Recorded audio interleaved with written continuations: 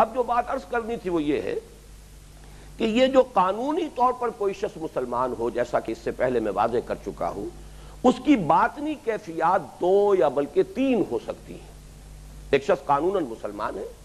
وہ کلمہ شہادت ادا کر رہا ہے، نماز کی پابندی کر رہا ہے، جہاں تک ہم دیکھ سکتے ہیں روزہ رکھتا ہے، حج بھی کرتا ہے۔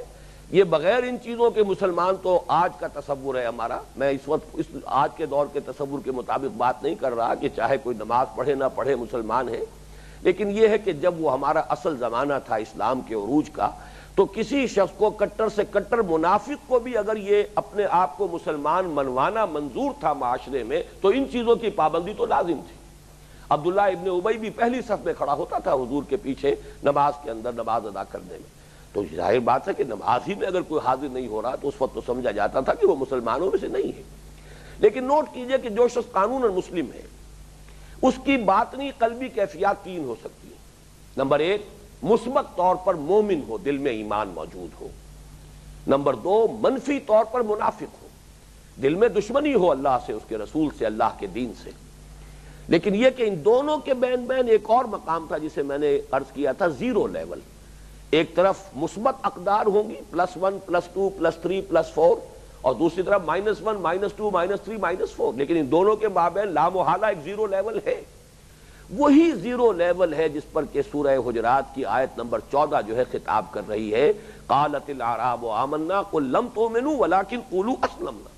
ولما يدخل الايمان في قلوبكم،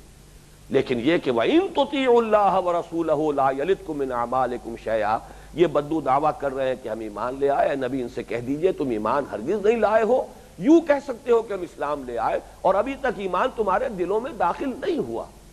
البتہ اگر تم اس حال میں بھی اللہ اور اس کے رسول کی اطاعت کرتے رہو گے تو اللہ تمہارے اعمال کے اجر و ثواب میں کوئی کمی نہیں کرے گا، اس لیے کہ وہ بڑا غفور ہے، بڑا رحیم۔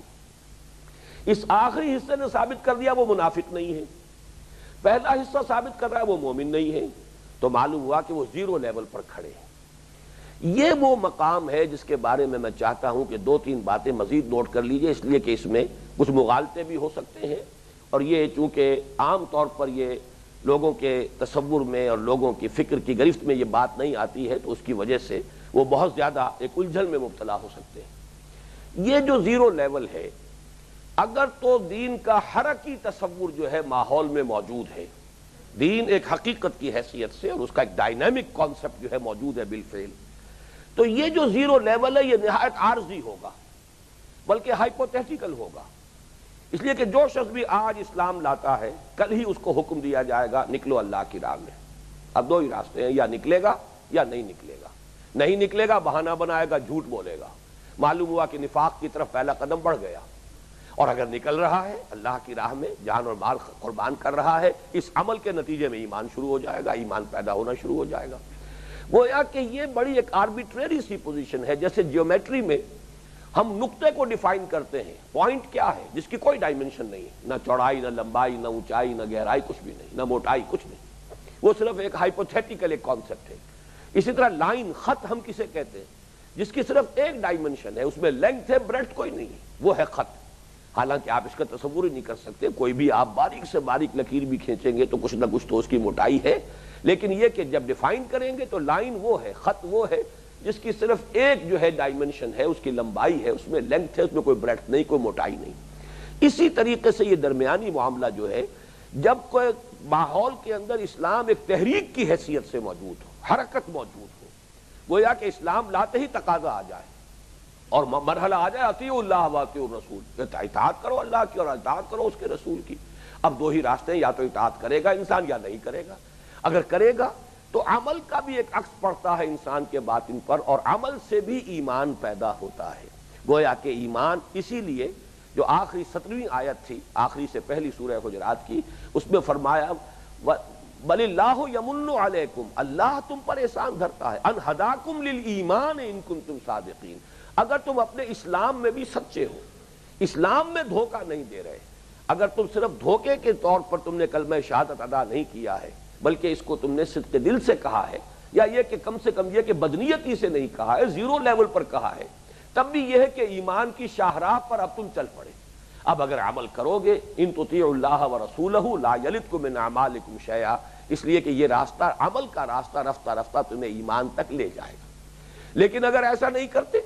اگر جھوٹ بولتے ہو، جھوٹا بہانہ بناتے ہو، کچھ عرصے بعد جھوٹی قسمیں کھا کھا کر اپنے آپ کو بچاتے ہو جان اور مال کو، تو بچا بچا کے نہ رکھی سے تیرا آئینہ ہے وہ آئینہ کہ شکستہ ہو تو عزیز تر ہے نگاہ آئینہ ساز میں۔ ایمان کا تقاضا تو یہ ہے ہر چہ بعد آباد جو حکم آئے کودو میدان کے اندر، جان کھپاؤ مال کھپاؤ، لیکن یہ کہ اگر انسان اس سے کنی کترائے گا تو قدم پیچھے ہٹنے شروع ہو جائیں گے۔ گویا کہ سکون محال ہے قدرت کے کارخانے میں یہ معاملہ ہوتا ہے جہاں اسلام ماحول میں ایک ڈائنامک حیثیت میں ایک تحریک کی حیثیت سے موجود ہو۔ جو شخص اسلام لانے کا دعویٰ کرے گا یا وہ آگے بڑھے گا یا پیچھے ہٹے گا، یہ درمیانی جگہ پر کھڑا رہنا ممکن نہیں ہے۔ یہ درمیانی جگہ پر کھڑا رہنا جو ہے یہ ہم لوگوں کے لیے ممکن ہے کہ اسلام بس ایک نسلی ایک عقیدہ بن کر رہ گیا ہے، ایک متوارث عقیدہ بن کر رہ گیا ہے، کوئی ڈائنامک کانسیپٹ اس کا موجود ہی نہیں۔ بہت کم لوگ ہیں جن کے سامنے اسلام کا حرکی تصور اور تحریکی تصور آیا ہے، ورنہ امت کے 99% افراد وہ ہیں جن کے نزدیک ایمان کا ایک بڑا سٹیٹک سا اور بڑا جامد سا تصور ہے کہ بس کچھ چیزوں کو مان لینا